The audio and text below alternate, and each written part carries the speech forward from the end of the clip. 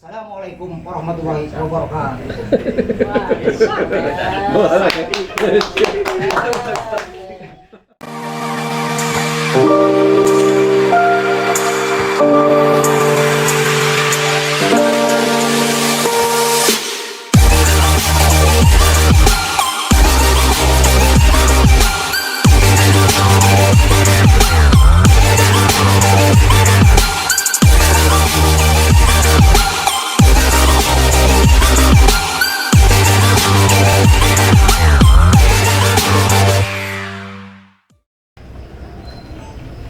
Ya, sahabat Bong TV channel, baru saja tadi kita rehat melaksanakan ibadah sholat maghrib ya, karena pas wawancara dengan Kang Fuad tadi pas waktu maghrib. Baik sahabat Bong TV channel dimana saja berada, kita lanjut lagi ke pertanyaan berikutnya sama tokoh kita, tokoh yang sangat fenomenal itu Kang Munawar Fuad. Loh, baik Kang, kita lanjutkan saja pertanyaan berikutnya. Selama ini Akang jabatan-jabatan apa aja sih Kang yang sempat Akang duduki itu, baik itu di nasional atau internasional Kang? Iya, saya nggak pernah merasa dapat jabatan untuk jadi pejabat tuh Kang Edo. Oh, Saya menyebut amanah ya. oh Ya, iya. nggak apa-apa sebutannya. Itu istilah apa. Akang. Tapi Iya. untuk memotivasi Iya, sahabat iya. Bong. Karena proses yang saya jalani memang sejak awal untuk mencapai kemuliaan, martabat dalam rangka pengabdian dimanapun. Ya, basically saya guru, saya pengabdi, kemudian saya berkesempatan menulis berbagai buku, sampai saya mendapatkan kesempatan awalnya, pertama kali pekerjaan saya adalah untuk menuliskan ya pemikiran, gagasan dan peran tokoh-tokoh nasional dan para jenderal serta menteri. Itu di usia saya tahun 1996, ya sekitar 26 tahun. Iya. 27, 28. Dan itulah kesempatan saya untuk bekerja sama, belajar kepada para senior. Iya. Ketika tahun 96, 97 saya sudah berkantor di Mabes ABRI. Dan saya bertemu dengan Menhan Kampangab Jenderal Wiranto. Oh, masih zaman Wiranto ya? Ya, di situ ada Bapak Letnan Jenderal Susilo Bambang Yudhoyono sebagai Kasospol. Dan di situ ada Bapak Brigjen Agus Pak Agus dan lain-lain, Pak Fahru Rozi yang kemarin Menteri Agama. Itu tahun-tahun saya muda karena saya alhamdulillah mendapat kesempatan terpilih menjadi Ketua Umum Senat Mahasiswa Fakultas Syariah di IAIN Jakarta. Itulah yang membuat kiprah saya di dunia intelektual, menulis, mempublikasikan gagasan-gagasan saya di berbagai media nasional. Itulah awalnya mereka mengenal tentang saya. Itu dibutuhkan perlu keberanian untuk mengatakan mana yang benar, mana yang salah. Saya sangat keras mengkritik kekuasaan Orde Baru saat itu, terutama soal korupsi. Dan saya menulis saat itu buku yang saat itu dilarang. Saya menulis buku tentang gerakan moral anti korupsi sebagai Ketua Umum Senat Mahasiswa yang kerjanya demo. Iya, Demo-demo saya menentang segala bentuk korupsi, kolusi dan nepotisme. Dan setelah itu tentu yang membesarkan saya adalah lingkungan pergerakan mahasiswa Islam, gerakan pemuda Ansor di Nahdlatul Ulama. Saya adalah ABG, anak buah Gus Dur. Saya kagum dan saya berguru kepada beliau tentang kekiaiannya, tentang ketawaduannya, tentang keberaniannya menegakkan keadilan, kebenaran. Dan saya waktu itu sempat bercita-cita pengen jadi pengacara. Dan alhamdulillah saya diterima dalam sistem pendidikan karya latihan bantuan hukum di LBH Jakarta. Saya kira zaman itu tidak ada lembaga yang paling terdepan untuk berjuang menegakkan keadilan, perjuangan bagi rakyat kecil, rakyat tergusur, itu di LBH Jakarta. Ada Adnan Buyung, ada Abdul Hakim Darudin Nusantara, dan saya alumni LBH dan sempat menjadi pengacara. Lalu setelah itu saya tinggalkan ibu kota, saya tetap terpanggil begitu selesai kuliah untuk mengabdi di Kabupaten Bekasi. Dan saya alhamdulillah bisa menyalurkan ilmu, pengalaman dan jejak saya di Universitas Islam 45 sebagai dosen, sebagai guru. Ya saat itu masih saya kira tidak ada perguruan tinggi selain Unisma Bekasi yang menjadi kebanggaan dari warga Bekasi, Betul. baik kabupaten maupun kota, Bang Edo. Dari situlah jalan terbuka, saya mendapat kesempatan dan pertama kali saya diundang ke Jepang Oh. mewakili pemuda Muslim Indonesia. Karena saya sering menulis, menyampaikan gagasan, tampil dalam wawancara radio Ya. di Jepang, saya diundang ke Jepang, kemudian berturut-turut saya mimpi pengen banget ke Gedung Putih di Amerika. Itu kesampaian tahun 2022, saya diundang untuk diwawancarai oleh Voice of America di Washington DC. Jadi di sana itu pagi hari dan dirilai ke 65 negara. Jadi saya mendapat undangan juga sebagai pemimpin muda se-Asia Afrika. Di Asia, Eropa dan Afrika. Dan berturut-turut kemudian saya mendapat kesempatan undangan-undangan dari berbagai negara, ke Korea, ke Jepang, ke Australia, ke New Zealand, ke India, ke China. Saya diajak berbicara dan diminta berbicara tentang isu-isu internasional karena memang saya banyak menulis buku, alhamdulillah. Jadi kalau saya sering sendirian, saya merenung karena orang tua saya katakan seringlah merenung, bertafakur. Ya, dengan ayat yang sering diperdengarkan, inna fi khalqis samawati wal ardi wakhtilafil laili wan nahari la ayatil ulil albab ya alladzina yadhkurunallaha qiyaman wa qu'udan wa 'ala junubihim wa yatafakkaruna fi khalqis samawati wal ardi. Jadi itulah yang mengiringi kehidupan saya. Saya bangga jadi anak madrasah.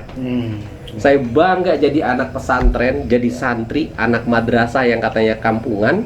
Tapi kemudian dengan modal moral keagamaan itu kita bisa belajar ilmu apa saja.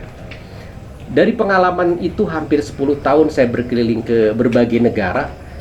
Banyak hal yang terbuka yang ingin saya kontribusikan kepada bangsa dan negara, terutama kepada pembangunan di kampung halaman di Bekasi, di Cibarusah dan sebagainya. Jadi sejak itulah pada tahun 2009, tahun 2000 saya kaget ketika terjadi gerakan reformasi. Kepercayaan pertama dari negara dan pemerintah, saya menjadi tim ahli menteri pertambangan dan energi, di mana menterinya adalah Bapak Jenderal Susilo Bambang Yudhoyono. Itu dimulai dari persahabatan sejak tahun 9789. Jadi tidak ada yang instan, Bang Edo. Tidak ada yang ujug-ujug sukses itu tiba-tiba, tidak ada. Tapi dimulai dari sebuah nawaitu yang baik, pemikiran yang baik, dan kerja keras, usaha-usaha yang tidak mengenal lelah, serta doa-doa dan nasihat-nasihat dari orang tua dan guru-guru kita. Iya, Kang. Penjelasan Kakak sebenarnya mah cukup jelas banget ya. Cuman saya masih kurang gitu, Kang. Cuman saya tahu Kakak waktunya terbatas. Jadi saya mungkin ya tinggal satu pertanyaan lagi, Kang. Mungkin pesan aja untuk warga Kabupaten Bekasi, terutama yang muda-muda, berbuat bagaimana kalau untuk kebaikan Kabupaten Bekasi khususnya? Ya, pertama bersyukur terlahir di sebuah tanah Bekasi yang sesungguhnya adalah warisan dari perjuangan para alim ulama. Al-Maghfurlah Kiai Haji Nur Ali, ada Kiai Ma'mun Nawawi, Kiai Fudoli, dan banyak lagi tokoh-tokoh yang lain. Jadi semangat jihad dalam arti untuk mewujudkan masyarakat yang betul-betul merdeka dari belenggu penjajahan apapun itu penting. Jiwa patriotisme untuk meraih tujuan dan cita-cita yang kita dambakan seperti apa. Dan saya kira untuk mencapai itu harus dimulai dengan semangat dan cinta kepada agama dan ilmu agama sebagai landasan moral, sehingga jelas kita itu mau menjadi orang baik atau sebaliknya. Jalan yang ingin kita tempuh seperti apa. Yang kedua, cinta terhadap ilmu pengetahuan, sehingga orang yang mencintai ilmu dan mempunyai ilmu tidak akan pernah bisa dibodohi. Jadi saya bilang, stop dibodohin, stop dibohongi, kecuali oleh bohong TV.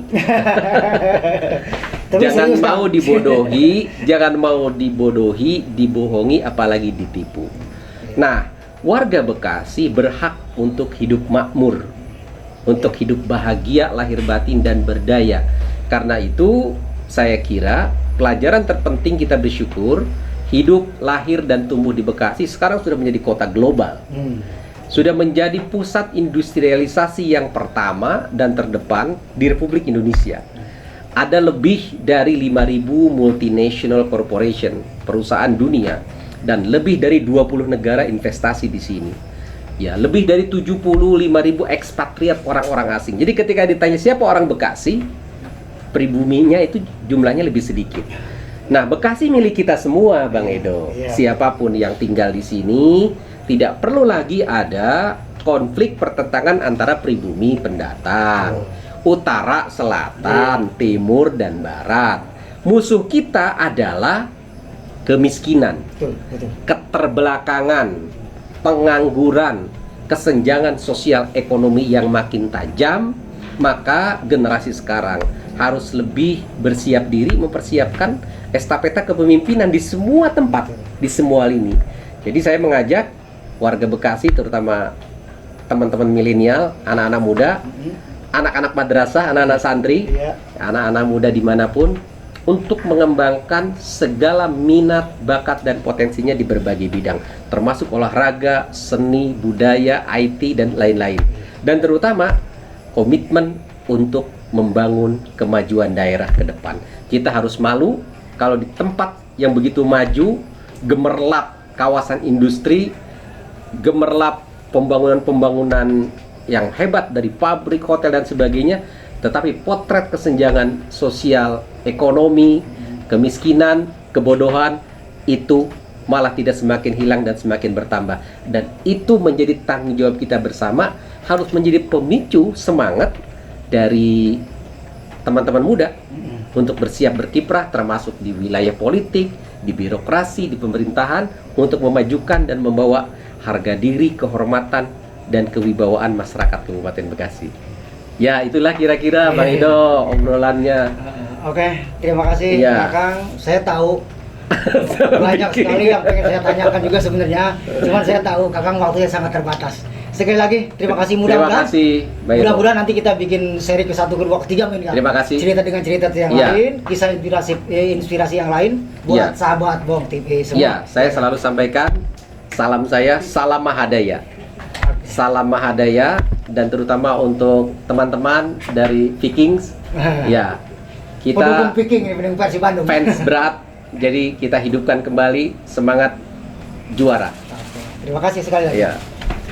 Baik, sahabat Bong TV channel di mana saja Anda berada, itulah tadi bincang-bincang saya, obrolan santai saya dengan Raden Muhammad, maksud kami Raden Munawar Fuad Nuh, salah satu tokoh muda dari Kecamatan Cibarusa. Dan mudah-mudahan kisah inspirasi ini menjadi motivasi buat sahabat-sahabat Bong TV channel semua untuk berkarya lebih baik, untuk berbuat lebih baik untuk negara tercinta ini. Dan akhirnya setelah nonton tayangan ini, bagi Anda yang suka, silakan nanti diberikan komentarnya. Jangan lupa dibunyikan loncengnya supaya Anda tidak ketinggalan informasi atau tayangan-tayangan dari Bong TV channel. Dan jangan lupa, bagi Anda yang merasa tayangan ini atau inspirasi ini bermanfaat, silakan dibagikan atau di-share ke teman-teman atau grup-grup yang lain. Dan akhirnya di penghujung pertemuan sore hari ini, izinkan saya mengucapkan kalimat sakti. Assalamualaikum warahmatullahi wabarakatuh.